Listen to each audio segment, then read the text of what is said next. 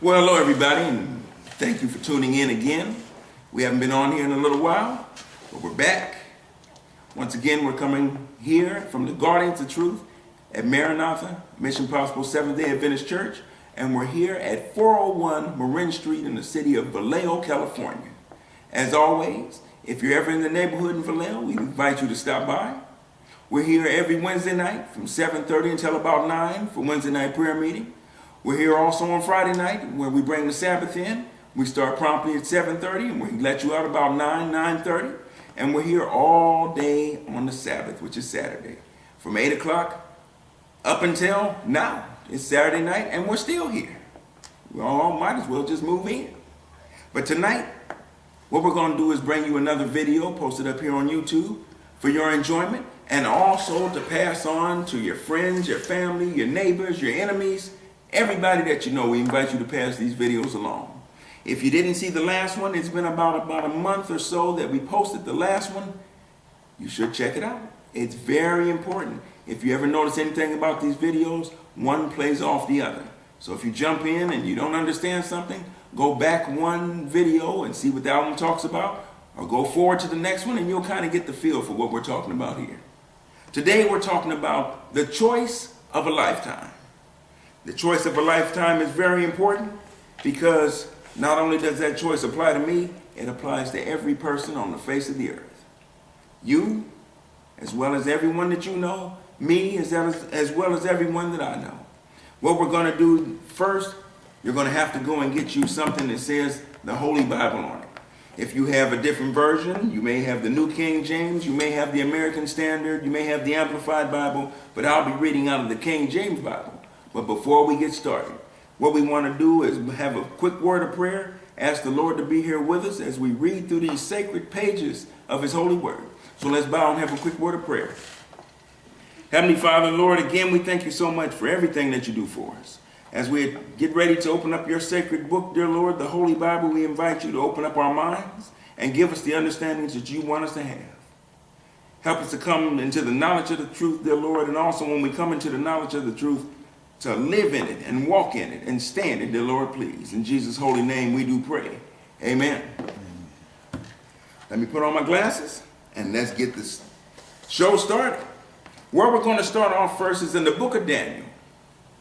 The book of Daniel, and I'm going to go to Daniel chapter 3. I invite you to turn there with me. As you see on the bottom of your screen as I read, you'll see the text that we put up of where we're reading from. But it's good for you to turn to the book yourself and read for yourself. Make sure that I'm saying exactly what the Bible says it says.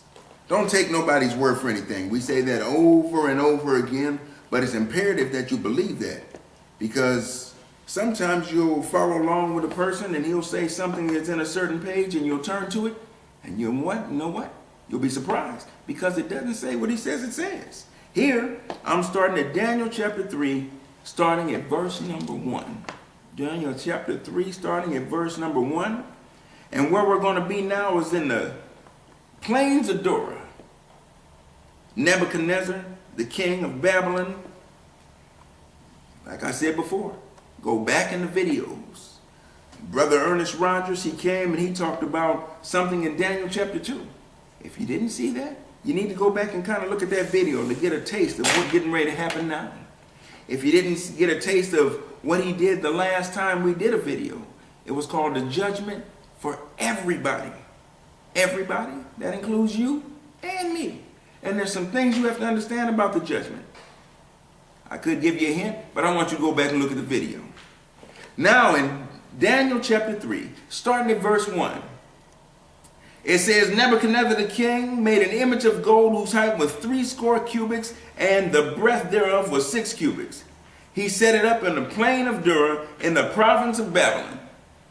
Then Nebuchadnezzar the king sent to gather together the princes and governors and the captains, the judges, the treasurers, the counselors, the sheriffs, and all the rulers of the provinces to come to the dedication of the image which Nebuchadnezzar the king had set up. Then the princes, the governors, the captains, the judges, the treasurers, the counselors, the sheriffs, and all the rulers of the province were gathered together unto the dedication of the image that Nebuchadnezzar the king had set up. And they stood before the image that Nebuchadnezzar had set up. a pretty big image, standing out here in the plains of Dura, made of all gold.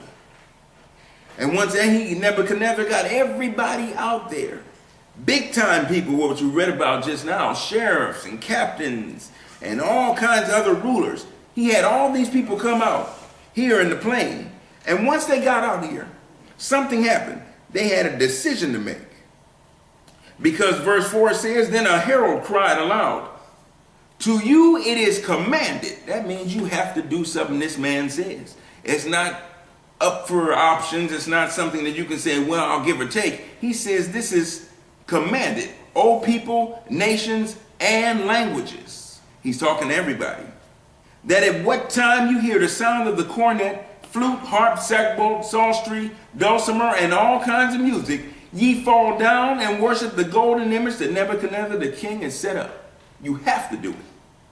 And whoso falleth not down and worshipeth shall the same hour be cast into the midst of a burning fiery furnace. If we stop right there for a minute, that's a big decision you have to make. Do I pray to this golden image or do I die? What are you going to do? What are you going to do? Pray to the image or die? This is the choice of a lifetime. It came to these people in their lifetime. A lot of people, the vast majority of the people, chose to bow down to the image. It didn't matter what country you were from. It didn't matter what language you spoke. They chose, well, you know, that's a pretty easy decision. I'm going to bow down and worship this image. Even though the second commandment of God says, thou shalt not do that, they did it anyway. Verse 7. We read this once. I want to bring it home to you. Therefore, that time, when all the people hear the sound of the cornet, the flute, the harp, the sackbut, psaltery, and all kinds of music, all the people, the nations, and the languages fell down and worshiped the golden image that Nebuchadnezzar the king had set up. Wherefore at that time, certain Chaldeans came and accused the Jews. We're going to stop right there at verse 8 for a minute. Some people came and accused the Jews. Let's turn now to the last book in the Bible. It's called Revelation. Revelation. Chapter what? Revelation. Chapter 13. Revelation. Chapter 13. And we're going to start at verse 11. Revelation 13:11 says, and I beheld another beast coming up out of the earth, and he had two horns like a lamb, and he spake as a dragon. A video is coming up soon that's going to tell you in detail what I'm reading. I'd like to go ahead and tell you, but I want to make sure you stay tuned. Verse 12 says, and he exercises all the power of the first beast before him, and causes the earth and them which dwell therein. Who are we talking about here? Where do we live? On what planet? It's called planet Earth. And do we dwell there? Yes, indeed. Because this verse here says, this brother is going to exercise all the power of the first beast before him. So that means someone was before him who did exactly what he did. And he causes all the earth and them which dwell therein to worship the first beast whose deadly wound was healed. And he doeth great wonders, so that he maketh fire come down from heaven on the earth in the sight of men, and deceiveth them that dwell on the earth by the means of those miracles which he had power to do in the sight of the beast. He deceiveth. That means he's lying. You can't deceive nobody unless you're lying. If I tell you the truth all day long, I'm not lying to you. I'm not deceiving you. But as soon as I put a little lie into it, I'm now starting to deceive you if you believe me. It goes on, he's saying to them that dwell on the earth, that they should make an image to the beast, which had the wound by the sword and did live. And he had power to give life unto the image of the beast, that the image of the beast should both speak and cause. Back in Daniel, the word was commanded. Now it's called cause. That as many as would not worship the image of the beast should be killed. Same thing happening. The choice of a lifetime. And he causeth all, both small and great, rich and poor, free and bond, to receive a mark in their right hand or in their foreheads, and that no man might buy or sell save he that had the mark or the name of the beast or the number of his name. It's getting rough, ain't it? It's getting rough. Who is this person? That's when you need to tune in again and find out. Verse 18 is going to give you a little bit of a glimpse of who this person is. The Bible says, if you want wisdom, here is wisdom. Wisdom. Let him that hath understanding count. I'm sure everybody who's watching this can count. I'm sure you can spell too, or you wouldn't have been able to type in this web address to find this video in the first place. It says you have to count the number of the beast, for it is the number of a man. Some people, I've heard them say it's a beast. Some people heard them say it's an animal. Some people heard them say it's something under the water. It's something coming out of the heavens. It's this. The Bible says it's a man. Just like me, just like all the rest of the men you know. It's a man who's claiming some serious authority that he has no business trying to claim. And it says, and his number is 666. When you add those numbers up, you're coming up with 666. Now we're going to the book, the next chapter, which is chapter 14. Here's one side of what you're going to have to make a choice with. Here you have a man telling you what you're going to have to do. In the very next chapter, chapter 14, go down to verse 6. This is what we call the three angels' messages. The three angels are basically the people who are going to proclaim this. A lot of people think they're actually angels flying around going to do this work. No, you're going to be one of the angels and you're going to do this work. But it's going to come at a price. The same price that you've seen, what we're going to get back into in Daniel chapter 3, same thing now. Verse 6 says, now remember, this is the other side of the coin. We laid down one place, one scenario in chapter 13. It says if you don't do this, you should be killed. Let's see what chapter 14 says. And I saw another angel fly in the midst of heaven, having the everlasting gospel to preach unto them that dwell on the earth, and to every nation, kindred, tongue, and people, saying with a loud voice, fear God and give glory to him, for the hour of his judgment is come, and worship him that made heaven and earth, the sea, and the fountains of waters. Angel number 1. He's talking. He tells you to worship the person who made all this. If you go back to Genesis chapter 1 and read the first chapter, you'll find out who made it all was God. That's who we're supposed to be worshiping. Not man, not the sun, not the moon, not the stars. The God who made the sun, the moon, the stars, and man. That's who we're supposed to worship. That's what this angel's bringing apart. The second angel says, and there followed another angel saying, Babylon is fallen, that great city, because she made all nations drink of the wine of the wrath of her fornication. Babylon. If you go back again to the book of Genesis, and you start reading through it, right after the flood, there was a place they made a place, and they called it Babel, the Tower of Babel. They started in chapter 11, if you want to get specific. And you read that, you'll find out that God says, let us go down and see this great sight. And he confused the languages.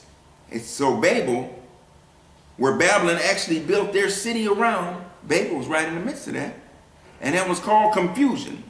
Babylon the Great, Babylon is fallen. Babylon the Great is in chapter 18. That great city, because she made all nations drink of the wine of the wrath of her fornication. Now listen to angel number 3. Listen to this. The third angel followed them, saying with a loud voice, if any man worship the beast, remember that beast we was talking about? Revelation chapter 13. Remember that guy who says you're going to die if you don't worship me? Now listen to what God's side of the coin is. If any man, anybody, worship the beast and his image and receive his mark in his forehead or in his hand, this is what you get now. The same shall drink of the wine of the wrath of God, which is poured out without mixture into the cup of his indignation, and he shall be tormented with fire and brimstone in the presence of the holy angels and in the presence of the Lamb. Pretty rough decision you got to make, doesn't it? Keep reading. Verse 11. And the smoke of their torment ascendeth up forever and ever, and they have no rest, day nor night, who worship the beast and his image, and whosoever receiveth the mark of his name. Here is the patience of the saints. This is where a saint comes in at. You heard a lot of people say, this person is a saint, or that person is a saint. Saint Paul, Saint Benedict, Saint Andrew, Saint Bartholomew, Saint this, Saint that. Here's the definition of a saint. Here is the patience of the saint. Here's the patience of the saints. Here are they that keep the commandments of God and the faith of Jesus. If you don't keep all 10 of God's commandments, you are not a saint. You are a pretender. If you don't have the faith of Jesus, you're not a saint. You're a pretender. I don't care what people think about you. I don't care what they say. I don't care if you got a following from here. When we're in Vallejo, California, down to San Diego, the end of California, the bottom portion of California, the southern portion. If you have people lined up shoulder to shoulder, following you, telling you that you're a saint, you're not a saint if you're not keeping all the commandments of God. Let's go back to Daniel. Let's go back now to Daniel chapter 3. Let's pick the story up. We left it off that some people said, well, let's go right back to the story. Let's not spoil it. Let's go back to the story. Verse 8, Daniel chapter 3. Wherefore at that time certain Chaldeans came near and accused the Jews. Told the king Nebuchadnezzar, hey, you know what? You got some Jews out here who's not doing what you said do. They're not getting their knees dirty. They're not worshiping your image. And we're going to drop down to verse 12. They tell the king, there are certain Jews whom thou hast set over the affairs of the province of Babylon, Shadrach, Meshach, and Abednego by name. Told on them. They are not doing it. You know it's going to be the same way in just a little bit of time. It's going to be the same way. If you choose to follow God completely, somebody's going to tell on you, and that somebody may be your own mother, your brother, your children. Somebody's going to tell on you and try and get you in trouble. Let's see what happens to these brothers here. It named them off by name. These men, O king, have not regarded thee. They serve not thy gods, nor worship the golden image which thou hast set up. That should have gave them a clue already. They serve not thy gods. In other words, there was already God set up that they didn't worship. Nebuchadnezzar should have known that already. And they're definitely not worshiping this image. Then Nebuchadnezzar, in his rage and fury, commanded to bring Shadrach, Meshach, and Abednego. Then they brought these men before the king. Listen to how this story goes down. Nebuchadnezzar spake and said unto them, is it true, O Shadrach, Meshach, and Abednego? Do not ye serve my gods, nor worship the golden image which I have set up? Now if ye be ready, at what time ye hear the sound of the cornet, flute, harp, sackbut, psaltery, and dulcimer, and all kinds of music, ye fall down and worship the image which I have made? Well, but if ye worship not, ye shall be cast the same hour into the midst of a burning fiery furnace. And who is that God that shall deliver you out of my hand? Man can be very cruel when he's controlled by the devil. Very cruel. Why would you throw somebody in a burning fiery furnace just because he wants to worship a different way? It's coming back the same way. And the reason why it's coming back, because it's written down in this book called the Holy Bible. Everything that's been stated in this Bible has come true, and the things that have not come true yet, it's because time hasn't allowed it. The thing I'm talking about now, this very same thing that Brother Rogers talked about in the video before this one, is coming to pass, whether you like it or not. You can sit there and put your fingers in your ears. You can cut this video off. You can never watch again. You can critique it. You can post a video of your own on the internet and talk about us. You do what you want to do. This is still going to happen. Verse 16, Shadrach, Meshach, and Abednego answered and said to the king, O Nebuchadnezzar, check this out. We're not careful to answer thee in this manner. We just read that this brother was in his rage and fury in verse 13. And now they're telling you down here, hey, big deal. We're not careful to answer thee in this matter. Verse 17, if it be so, our God whom we serve is able to deliver us from the burning fiery furnace, and he will deliver us out of thine hand, O king. Bold brothers. but they're bold for Jesus. They're not doing this for their own to build themselves up. They're doing this because it says so back in Exodus, not to do this. In the 10 Commandments, thou shalt not bow down to them nor serve them. That's why they're doing this. Other than that, it wouldn't be no big deal to bow down. Who wants to die? Not me. I'm sure you don't want to die. Do you want to die? I doubt it. When you get sick, what's the first thing you look for? A cure. Go to the doctor.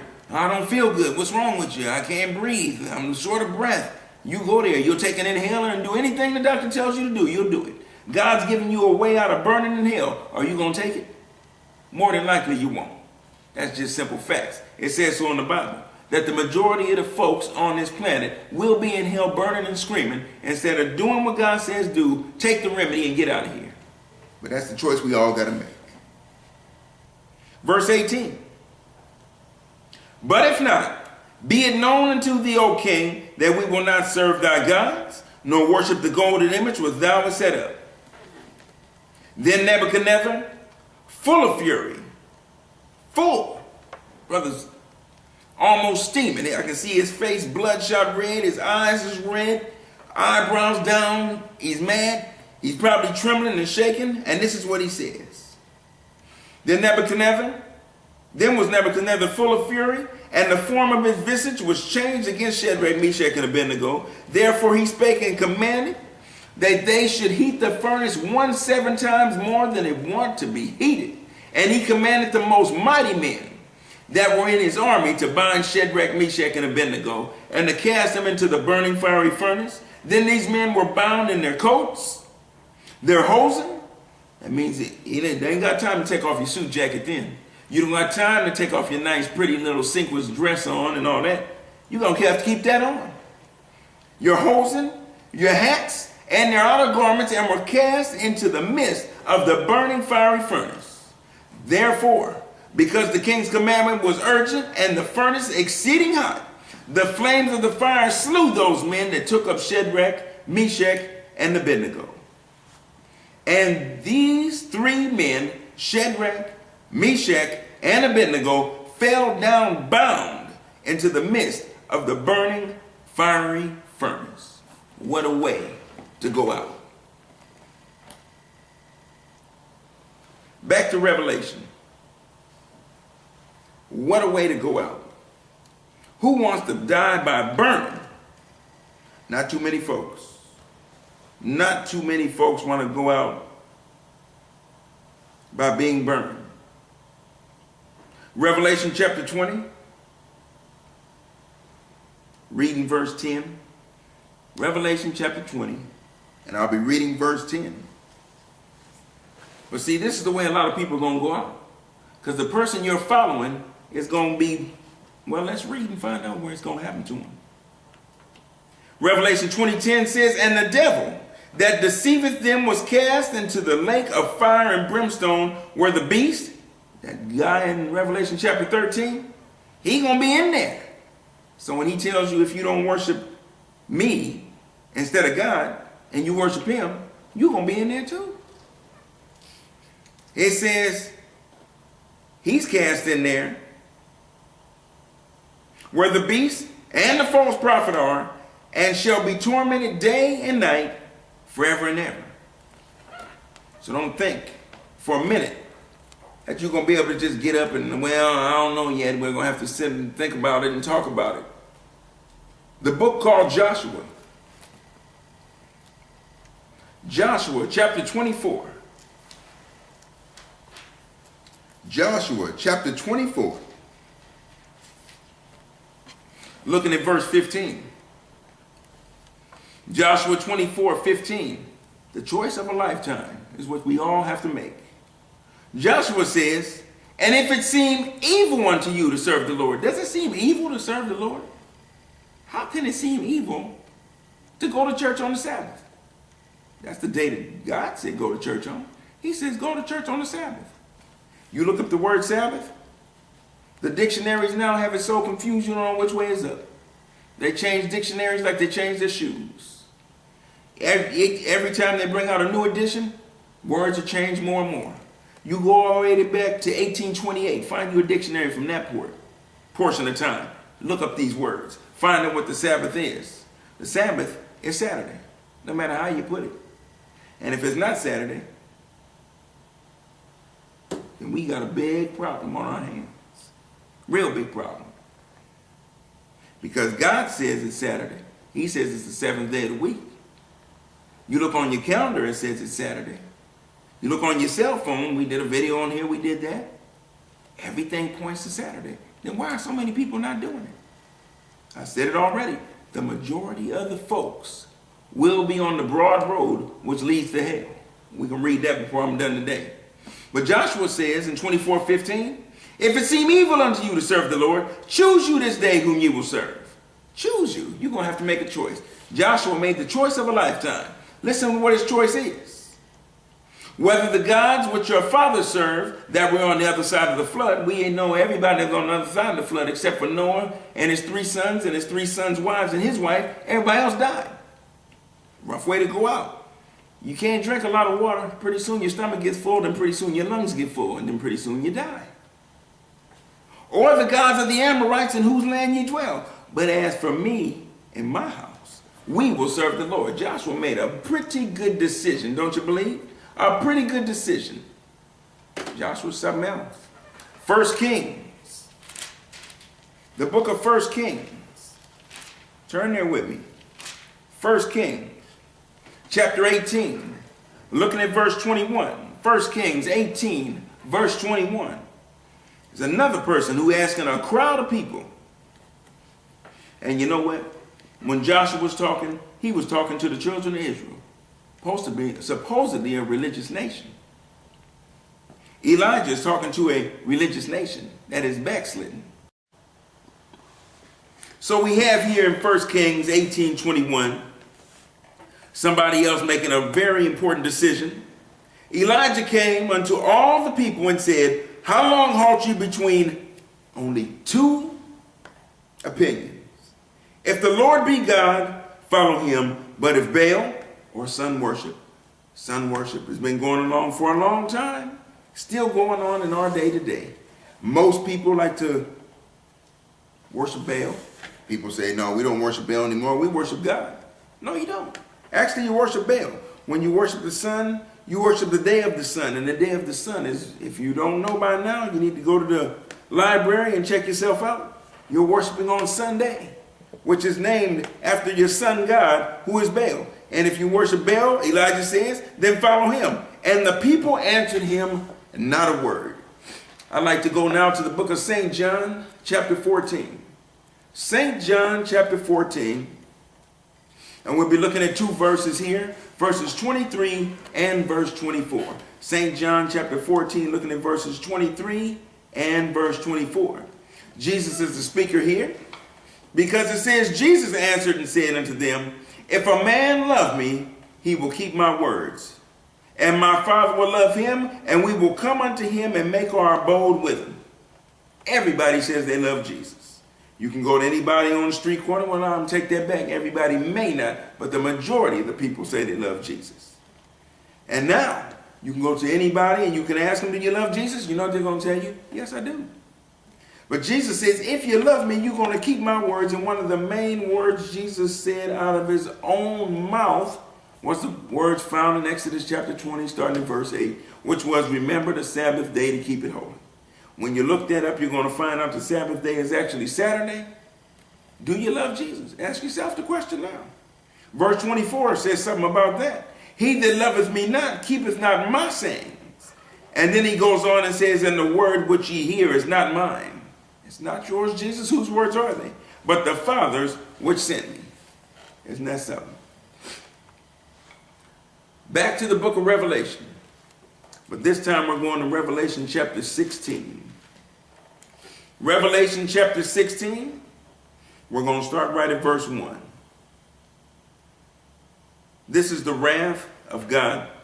This chapter is talking about how God is going to bring the world that we live in to a close. A lot of people think it's going to be a nuclear holocaust. A lot of people think the world is going to burn up or it's going to ice over or whatever's going to happen. No, this is how the world's going to stop, right here.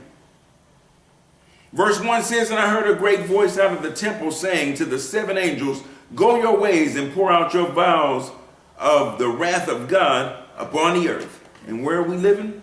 We asked that question once before. We're living on a planet called Earth, the third planet from the sun. And the first went and poured out his vial upon the earth, and there fell a noisome and grievous sore upon the men which have the mark of the beast. Isn't that something?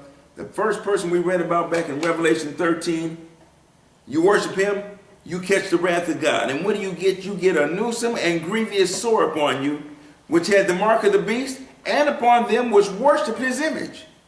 Remember back in Daniel chapter 3? 3 brothers standing in the company of thousands. And you know, you stand out like a sore thumb when everybody else is on their face and you're standing up upright. You stand out like a sore thumb. The same thing is happening here. Everybody who has these sores on them, you're going to be upset. But when you look and see somebody who does not have those sores on them, they're going to stand out like a sore thumb. And instead of you saying, what am I doing wrong that I have these sores on me, you're going to be, well, let's read on. And the second angel poured out his vial upon the sea, and it became as the blood of a dead man. And every living soul died in the sea. That means all the stuff that you eat at Red Lobster, all that good crab, all that lobster, giant prawns, and all that good stuff that you like to put in your teeth is all going to die.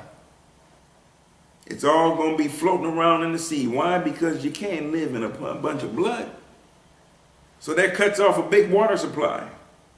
It goes on, verse 4. And the third angel poured out his vial upon the rivers and fountains of waters, and they became blood. The first thing you're going to want to do if you catch these vials is you're going to want to rinse those sores off. Get some coolness to it.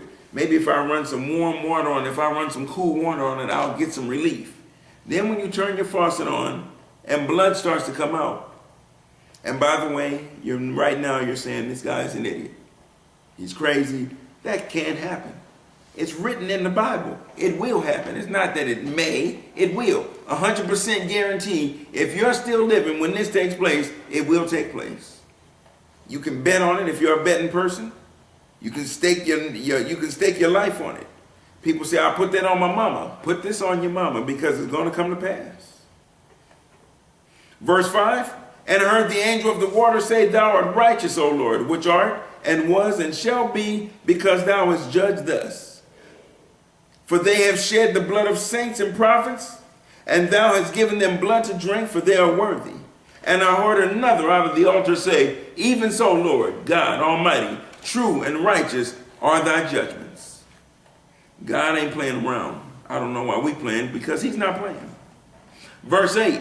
And the fourth angel poured out his vial upon the sun, and power was given upon him to scorch men with fire. It gets pretty hot out there. You can check your temperatures out on different computer devices you had. You can go all around the world. Over in Baghdad, it gets pretty hot. It's about 111, 112 degrees outside. You go to Yuma, Arizona, it's even hotter. But you know what? Nobody's scorched with fire. If you stay out in the sun too long without no sunscreen on, what happens? You get something called sunburn, but that's not scorched with fire. Scorched with fire means you take a match, you light it, and you drop it on a piece of paper and it ignites. That's being scorched with fire. That's what's going to come to pass. I'm not a meteorologist, but I'm predicting the future. And why can I predict it? Because it's coming straight out of this book, the Holy Bible. Can't go wrong. It says, and men were scorched with great heat. And you know what they did? It should say, and men were scorched with great heat, and they bowed down and repented of their sins. But what did they do? It says, they were scorched with great heat, and they blasphemed the name of God, which has power over these plagues, and they repented not to give him glory. Sad. That's the way your mind state is going to be if you catch these plagues. The fifth angel poured out his vial upon the seat of the beast. The seat of the beast you're going to find is in a country called Italy. If you keep tuning in, we're going to narrow that country down to one little city called Rome. We're going to narrow that down even more, but stay tuned. We're going to find out what's coming up. Make sure you tune back in. It's very important if you want to find out how to miss these judgments right here. By the way, I did say that I'm going to read you something before I forget, while it's on my mind right now, put your finger right there, and let's go back to Matthew. Matthew chapter 7. I made a statement and it said, and the statement was that the majority of the people in this world are going to end up in hell. That's a sad thing to say. But does it say that in the Bible, sir? Sure it does. We're going to Matthew chapter 7, and we're going to look at verse 13 and 14. Then we're coming back to Revelation chapter 16. We're going to be starting at verse 12. But right now we're in Matthew chapter 7, verses 13 and 14. The counsel is, in verse 13, is to enter ye in at the straight gate, or the strict gate. Look how the word straight is spelled. S-T-R-A-I-T, not S-T-R-I-G-H-T. For wide is the gate, and broad is the way, which leadeth to destruction, and many there be which go in therein. The wide and the broad gate. A lot of people going in there. But it says again, because straight is the gate, and narrow is the way which leadeth unto life. That means to get to heaven. And it says, a few there be to find it. There's a statement in a nutshell. A lot of people are not going to be able to find their way out of here. I hope you're one of them. Verse 12, Revelation chapter 16. And the sixth angel poured out his vial upon the great river Euphrates, and the water thereof was dried up, and the way of the kings of the east might be prepared. And I saw there 3 unclean spirits like frogs come out of the mouth of the dragon, and out of the mouth of the beast, and out of the mouth of the false prophet. For they are the spirits of devils. A lot of people say, I got the spirit. Boy, the spirit was thick in our church last week. And you ain't keeping the commandments of God? Well, it kind of narrows it down to one thing. You under the spirit of the devil. I know that sounds rough, because you're in church, you're singing some church songs, you're reading out of a Bible, and we're just doing it on a different day. Would God care? God says he wants everything done decently and in order. If it's not decent and in order, it's not of God. If it's not of God, it only can be of one other person. That person is found as John chapter 8, verse 44. Read that sometime. But it says here, there are the spirits of devils working miracles which go forth unto the kings of the earth and unto the whole world to gather them to the battle of the great day of God Almighty.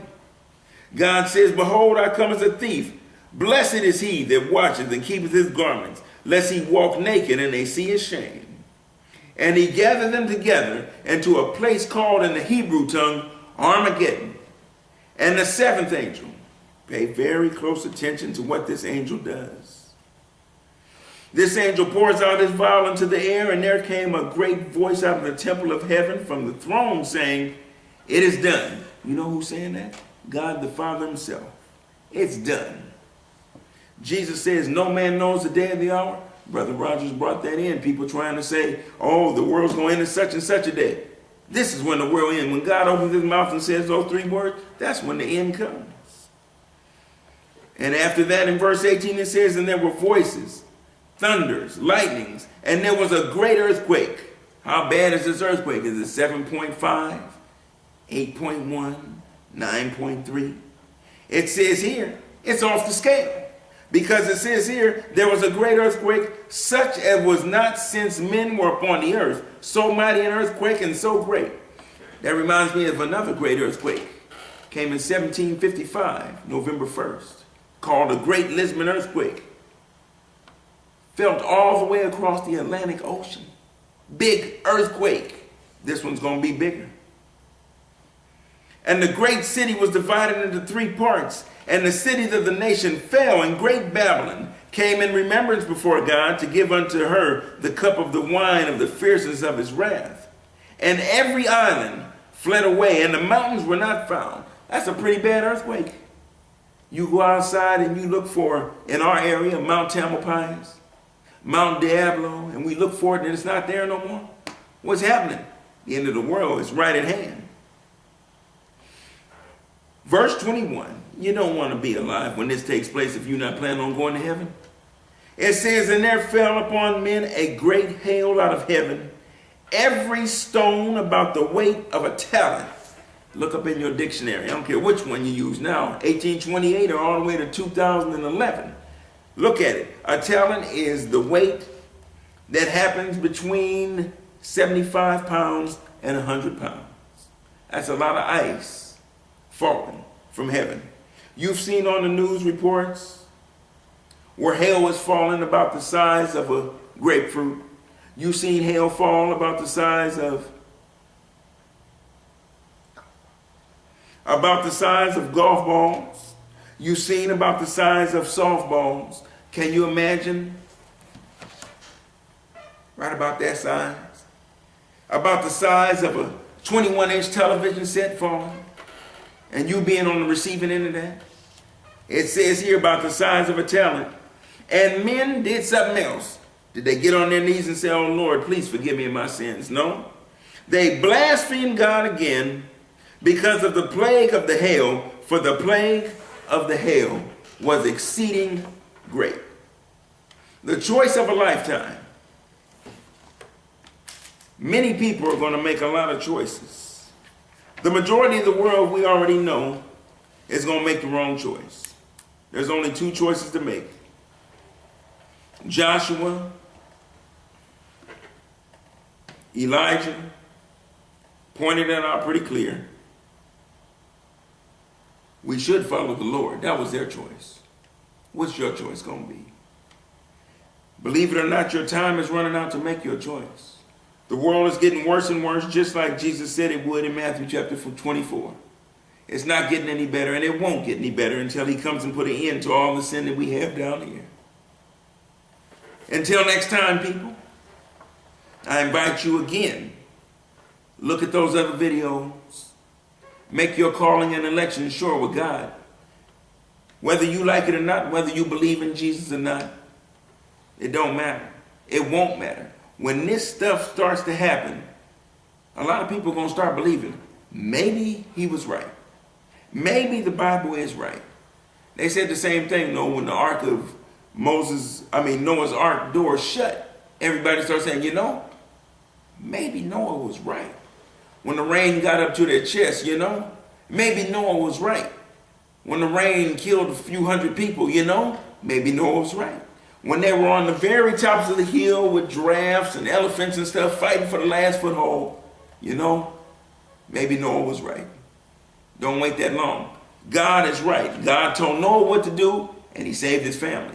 God's telling us what to do. We can save our families and ourselves if we choose to do so. But until next time, thanks for watching. Pass this video along to everybody that you know. Like I said before, I don't care if you like them or you hate them. Pass the video along. Our goal here is to get the word out, get the warning out to the entire world. The internet is the quickest way I know to do so. Pass it around, and let's see if the predictions that are in this Bible come true. I know they're going to happen. But if you want to prove it wrong, if you want to prove it along, pass the video around, and let's see what happens. Thanks again for watching. Good night.